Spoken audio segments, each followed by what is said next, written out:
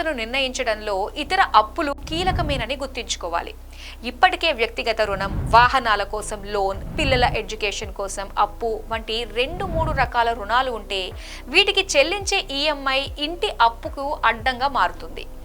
అందుకు గృహ రుణం తీసుకునే సమయంలో చిన్న రుణాలను వీలైనంత మేరకు తీర్చేందుకు ప్రయత్నించాలి. ఆదాయంలో 40% మించి ఈఎంఐలు ఉండటం అంత మంచిది కాదు. తప్పనిసరి పరిస్థితుల్లో 50% వరకు ఉండొచ్చని, అంతకు మించి ఇతర రుణాలు ఉండకుండా జాగ్రత్త పడాలని ఆర్థిక రంగ నిపుణులు సూచిస్తున్నారు. గృహ రుణం కోసం వేతనం ఒక్కటే కాకుండా ఇతర మార్గాల నుంచి ఆదాయం వస్తుంటే ఆ లెక్కలను బ్యాంకులకు తెలియజేయాలి. ఉదాహరణకు అద్దె, వ్యాపారం, వ్యవసాయం, వడ్డీలు ఇలా అన్ని రకాల ఆదాయ ఆధారాలను చూపించాలి. దీనివల్ల మీకు కావాల్సినంత గృహ రుణం సులభంగా లభిస్తుంది.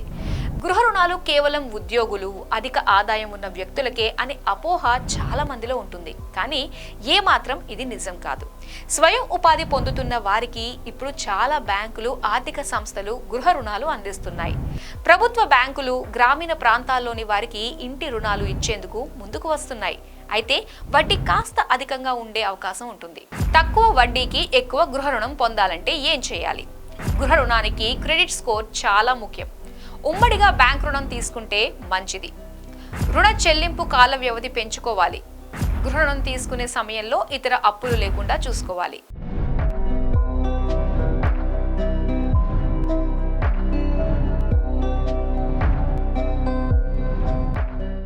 సాధారణంగా బ్యాంకులు, రుణ సంస్థలు ఇంటి విలువలో 90% వరకు రుణాన్ని ఇస్తుంటాయి. మిగతా 10% మొత్తాన్ని మనమే సమకూర్చుకోవాలి. మీరు తక్కువ మార్జిన్ మనీని చెల్లిస్తే ఎక్కువ రుణం తీసుకోవాల్సి వస్తుంది. దీనివల్ల కొంతమేర వడ్డీ భారం అవుతుంది. వీలైనంత వరకు మీ దగ్గర అందుబాటులో ఉన్న మొత్తం చెల్లించి అవసరమైన మేరకే గృహరుణం తీసుకునే విషయాన్ని పరిశీలించాలి. గృహరుణం తీసుకునే తొందరలో చాలా మంది కొన్ని ముఖ్యమైన అంశాలను మర్చిపోతుంటారు. ముందుగా ఏ బ్యాంకు లేదా రుణ సంస్థను సంప్రదించాలో నిర్ణయించుకోవాలి. ఏ బ్యాంకులు ఎంతమేర గృహరుణ వడ్డీలను వసూలు చేస్తున్నాయో పరిశీలించాలి. ఇంటికి సంబంధించిన అప్పు కోసం బ్యాంకును సంప్రదించే ముందే మీ క్రెడిట్ నివేదికను చెక్ చేసుకోవాలి.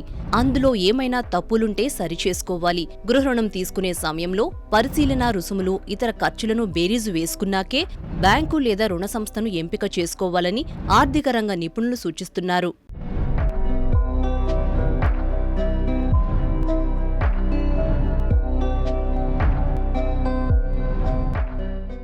సొంతిల్లు కట్టుకోవాలన్నా లేదంటే కొనుక్కోవాలన్నా చాలా మంది బ్యాంక్ లోన్ పైనే ఆధారపడతారు.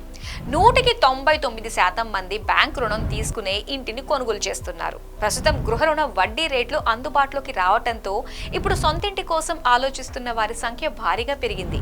ఈ నేపథ్యంలో ఇంటి కొనుగోలుకు అవసరమైన మేరకు బ్యాంక్ లోన్ రావాలంటే ఏం చేయాలనే సందేహం అందరికీ కలుగుతోంది. బ్యాంక్ లేదా గృహ రుణ సంస్థ ఒక వ్యక్తికి రుణాన్ని ఇచ్చేటప్పుడు ఏ అంశాలను పరిశీలిస్తుంది? రుణగ్రహీత తన అర్హతను పెంచుకునేందుకు ఎలాంటి జాగ్రత్తలు తీసుకోవాలి?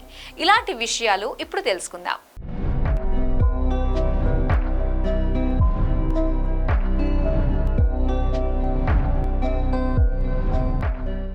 గృహరుణం తీసుకునే సమయంలో బ్యాంకులు ప్రధానంగా పరిశీలించేది క్రెడిట్ స్కోర్. ఇప్పటి వరకు తీసుకున్న రుణాలను ఎలా చెల్లించారనేది ధృవీకరించేది ఈ క్రెడిట్ నివేదిక. ఇంటి కోసం అప్పును తీసుకోవాలనుకున్నప్పుడు క్రెడిట్ స్కోర్ ఎంతో కీలకంగా మారుతుంది. 750కి మించి క్రెడిట్ స్కోర్ ఉన్నప్పుడే బ్యాంక్ రుణం తేలిగ్గా లభిస్తుంది. ఇక క్రెడిట్ స్కోర్ 800 దాటితే వడ్డీలోనూ 0.5% వరకు తగ్గింపు లభిస్తుంది. అంతేకాకుండా క్రెడిట్ స్కోర్ ఎక్కువగా ఉంటే కాస్త ఎక్కువ మొత్తంలో రుణం తీసుకునేందుకు వీలవుతుంది. కుటుంబంలో ఒకరికంటే ఎక్కువ మంది ఆర్జిస్తుంటే ఉమ్మడిగా గృహరుణం తీసుకోవచ్చు. దీనివల్ల ఇంటి కొనుగోలుకు అధిక మొత్తంలో బ్యాంక్ లోన్ లభిస్తుంది. జీవిత భాగస్వామి తల్లిదండ్రులతో కలిసి ఈ ఉమ్మడి రుణం తీసుకోవచ్చు. రుణ అర్హత పెరగడమే కాకుండా ఈఎంఐ భారాన్ని పంచుకోవచ్చు. ఆదాయపు అంతేకాకుండా పన్ను మినహాయింపు కోసం ఇది ఉపయోగపడుతుంది. ఇంటి కొనుగోలుకు సంబంధించి అధిక మొత్తంలో బ్యాంకు రుణం అవసరమైనప్పుడు వ్యవధి వీలైనంత ఎక్కువ కాలం ఉండేలా చూసుకోవాలి. దీనివల్ల నెలవారీగా లభించే ఈఎంఐ భారం తగ్గి మీ రుణం పెరుగుతుంది. కాకపోతే వడ్డీ భారం అధికంగా ఉంటుందన్న సంగతి మర్చిపోవద్దు. ఇంటి కోసం తీసుకుంటున్న అప్పు, వడ్డీ రేటు, చెల్లించే కాల వ్యవధి వంటివి పరిశీలించి నిర్ణయం తీసుకోవాలి.